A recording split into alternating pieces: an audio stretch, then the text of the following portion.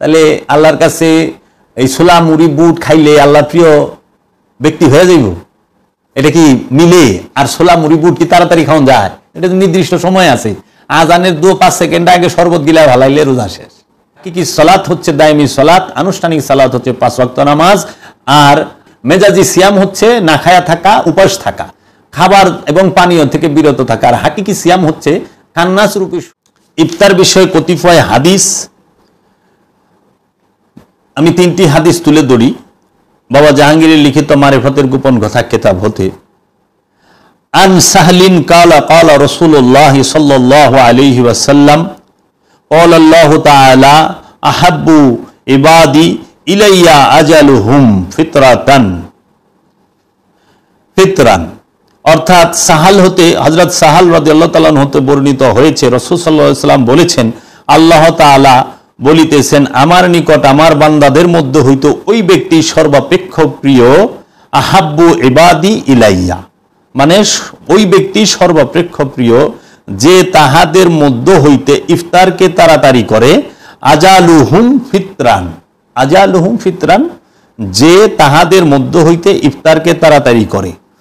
এখন যদি এই ছোলা মুড়ি বুট ইফতার হয়, তাহলে আল্লাহর কাছে এই ছোলা মুড়ি বুট খাইলে আল্লাহর প্রিয় ব্যক্তি হয়ে যাইব?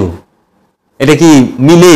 আর ছোলা মুড়ি বুট কি তাড়াতাড়ি খাওয়া যায়? এটা তো নির্দিষ্ট সময় আছে।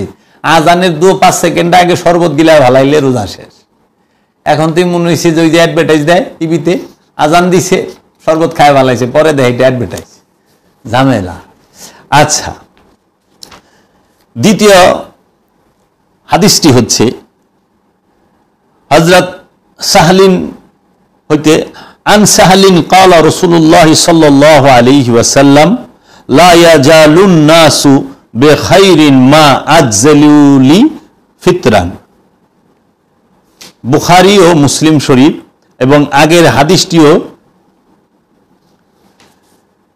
অর্থ হচ্ছে সাহাল, হযরত সাহাল রাদিয়াল্লাহু তাআলা আনহু হইতে বর্ণিত আছে, রাসূল সাল্লাল্লাহু আলাইহি ওয়াসাল্লাম বলেছেন, মানুষের উত্তম দিকটি দূরীভূত হইবে না যদি তাহারা ইফতারে তাড়াহুড়া না করে। লা ইয়াজালু, দূরীভূত হইবে না, মা আজজিলুনা ফিতরান, যদি তাহারা ইফতারে তাড়াহুড়া না করে। এখন যদি আপনারা ইফতারে তাড়াহুড়া করেন, তাহলে তো এই খাবার যদি ইফতার হয়, এটা তাড়াহুড়া করলে তো পুরাই ঝামেলা।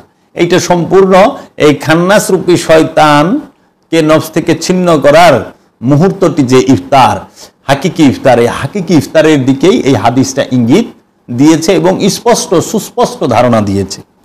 এবং 3 নাম্বার হাদিসটি, আন উমরিন ক্বালা ক্বালা রাসূলুল্লাহ সাল্লাল্লাহু আলাইহি ওয়াসাল্লাম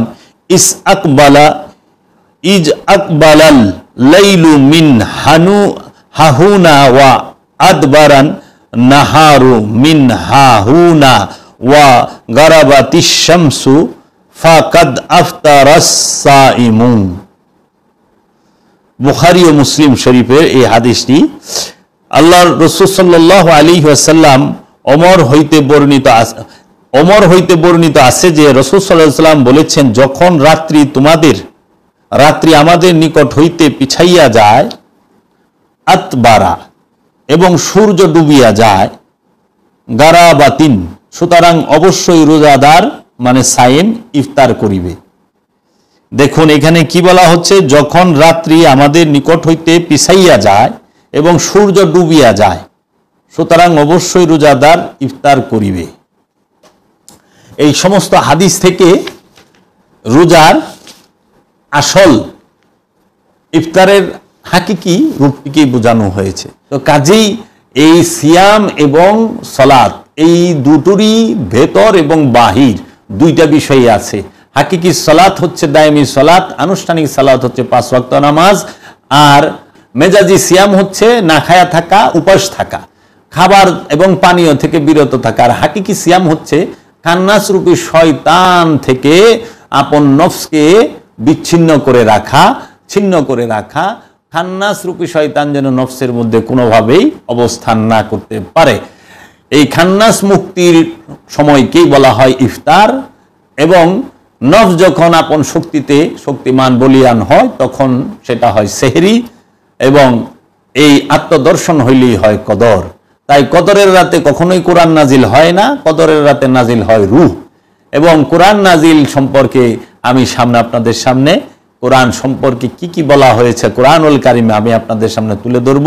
তাই আমরা যেন সকলে মিলে এই সিয়ামের মাসে সিয়াম পর্যন্ত পৌঁছাইতে পারি, সালাত কায়েম করে, যাকাত আদায় করে, ইফতার করে এবং সেহরি করে, এবং কদর আমাদের নসিব হয়, এবং আমরা যেন বাকি জীবনটি আত্মসংযমের মধ্যে যাবতীয় রিপুর বন্ধন হইতে মুক্ত হয়ে আল্লাহ ও আল্লাহর রসুলের মাঝে ফানা ও বাঁকা হয়ে জীবনটি অতিবাহিত করতে পারি।